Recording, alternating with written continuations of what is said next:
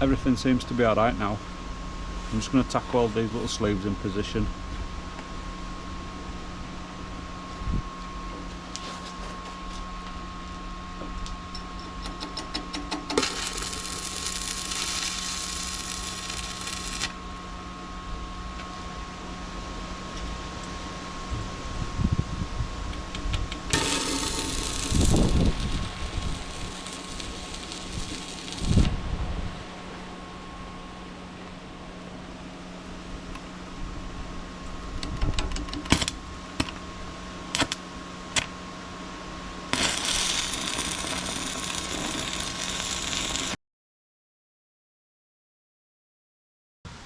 Right, I'm super confident now. It's all going to work as I thought up here.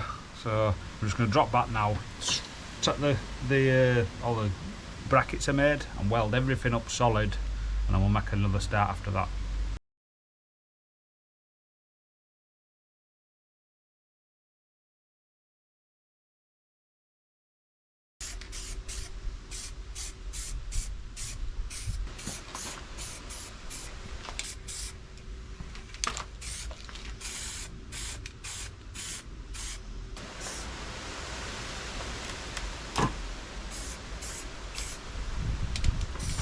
I'm going to go 2 mod painting because we've still got a bit of welding to do.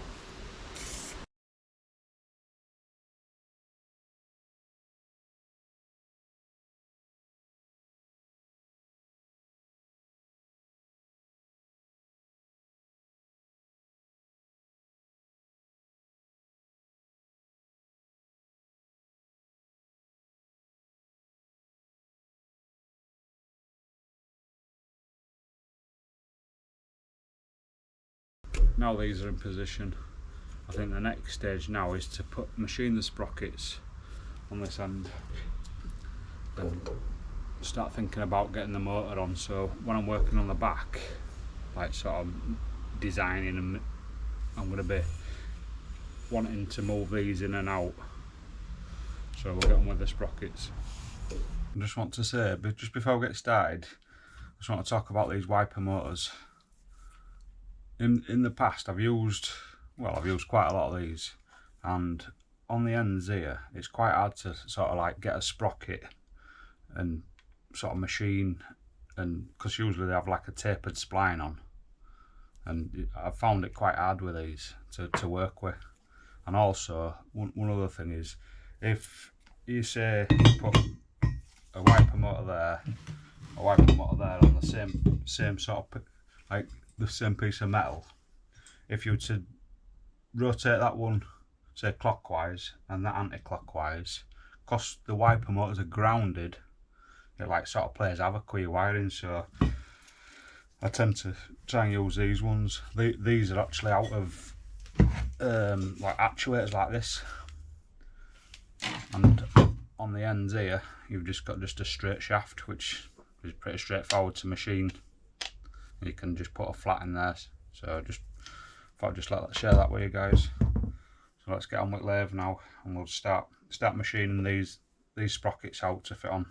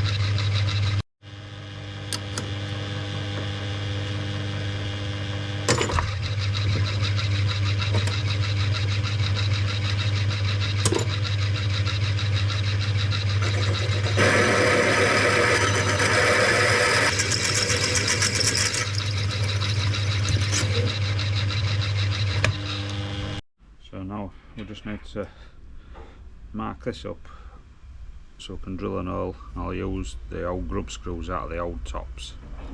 So So that's on there. I'm going to measure that.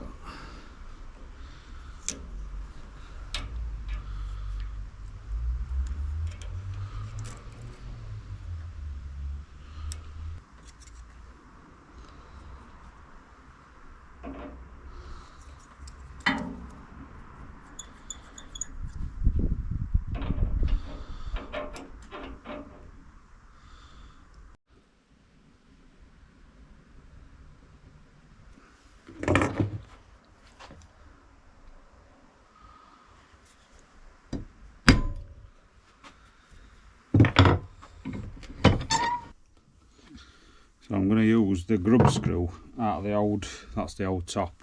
Got the grub screw out. So I'm going to use that in the new sprocket, and that's like an M10 thread.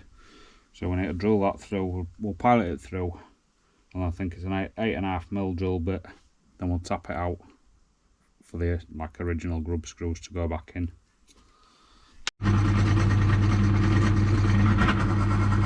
So we'll just change to 8.5mm bit now.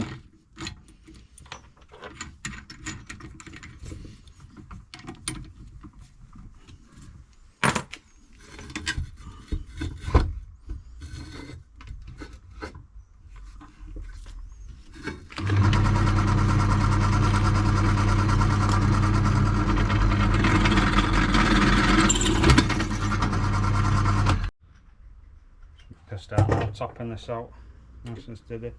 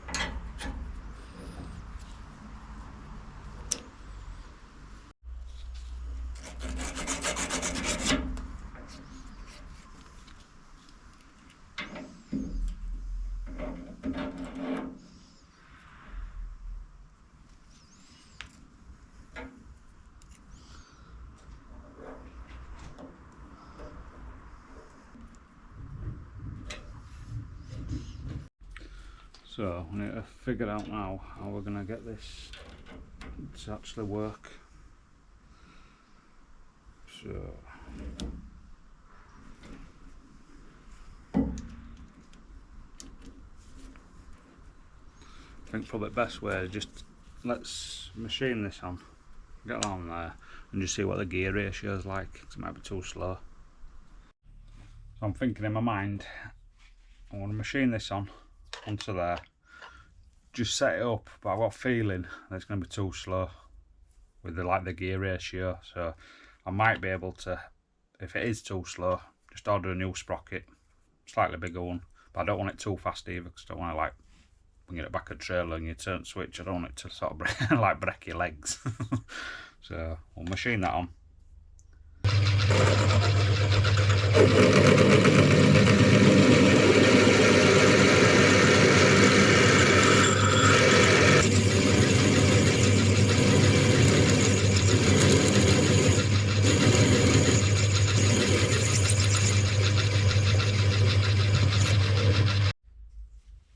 So now I've machined that out. Once that goes on there, I'm going to mark that, drill a little tiny hole, but before I tap it out for another grub screw to go in, I'm going to position it and drill down the hole I've just drilled, just to mark that shaft, and then once the grub screw goes in, it'll keep it in position, so it don't like spin on itself.